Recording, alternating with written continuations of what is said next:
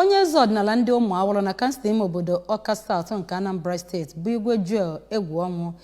echetagoro ndị Anambra nọ n'ụzọ ije gbasatara mkpa ọ dị ibunatara akụnụba ha ụlọ maka mmepe nke obodo ha.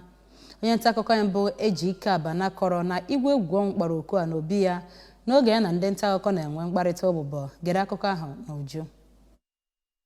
Bụ nke gbadoro ụkwụ n'amụma gọvanọ Chukwuma Soludo iji wee mee ka Anambra bụrụ ebe ga-adị mma obibi. Onye eze ọdịnala ụmụ awụlụ bụ onye nke kwuru na oku ahụ akpọrọ bụ nke dị mma ma gwakwazie ndị mmadụ ka ha tụnye oke nke ha. O toro aka na-achị steeti a maka ọtụtụ ọrụ bụ nke ọ rụgasigoro na obere oge ọ banye n'ọchịchị bụ nke ọ gụpụtara ha dịka ụzọ awara awara nke Amansi Ebenebe Obofe Mmiri ya nakwa Ọkpụnọ Isuanọcha nakwazi ụzọ nke Ọka Etiti Igbo Ukwu nakwa Ekwulọbịa ya nakwazi flyover nke dị na Ekwulọbịa, ịkọ mkpụrụ akwụ nakwazi mkpụrụ akị oyibo nakwa ọtụtụ ndị ọzọ. O kwuru na flyover ahụ bụ nke a na-arụ na Ekwulọbịa bụ nke ga-agbanwe ọnọdụ ebe ahụ n'ihi na o kwuru na udu mkpakpa na-akpa ebe ahụ oge ọbụla a na-eme mmemme bụ nke na-eme ka ụzọ ghalụ ịdị na-aga siriri werere ma tozikwe aka na-achị steeti a bụ Ọkammụta Soludo maka ezi ọlụ ya. Igwe Egwuọnwụ bụ onye na-atụle